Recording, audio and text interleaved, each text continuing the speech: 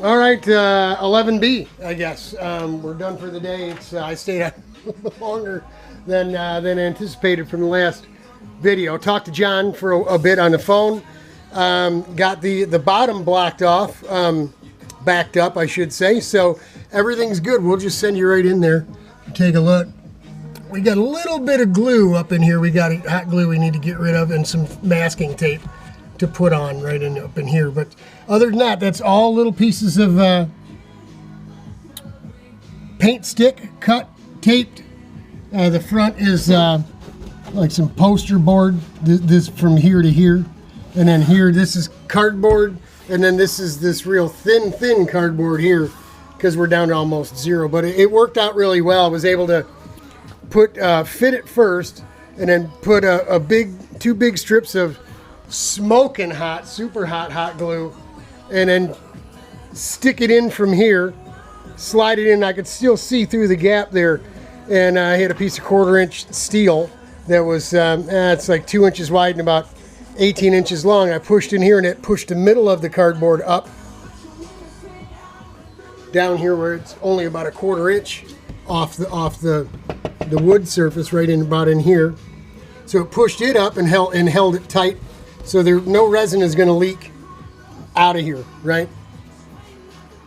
Worked out really well. Pushed the cardboard bit up, stuck the tape roll underneath it till it hardened up, and then we took the old wire pliers and a razor blade and sliced it off, tied our next piece in, glued it all down, so it's ready to go. We'll more than likely end up doing the bottom first.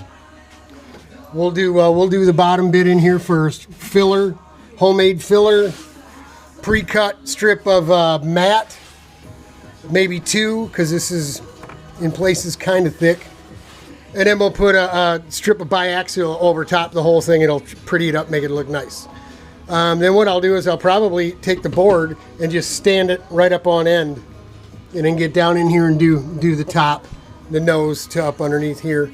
But it'll be glued all back together tomorrow. We'll let it sit overnight. Tuesday night, Wednesday we'll come out, tear it apart. We'll show you what it looks like, see how it fits on the cart. And like I said, I wanted to make a new one of these pieces, and instead of using bolts here, use Zeus fasteners. But the more I'm thinking about it, the more I think we need to use the bolts here. Try to put these back in instead of doing brackets like we wanted to do, and take some of this and mount it back in there with using that thing there. Not so he can adjust the nose, but this way, 2 bolts, the Zeus fasteners here, and the whole nose is going to come off. The reason being the way the guys pick these carts up, they use the same thing the CIK guys do with this little scoop that scoops the back bumper and then lifts and puts the cart right up on its nose, right? And then lifts it up from there. And so, man, just Zeus fasteners don't have shear strength resistance like a bolt does. They hold things down, but they don't hold things from moving side to side as good as a nut and bolt. So I'm thinking we need bolts here to give it that good stout. Because if he's going to stand this thing on its nose, man, you need more than just Zeus fasteners to hold it, or the thing will end up falling apart before it gets up in the air. So that's it for the Monday the 19th, right?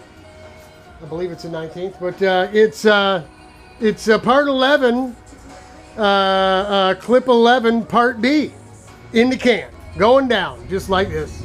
God bless y'all. Hang in there.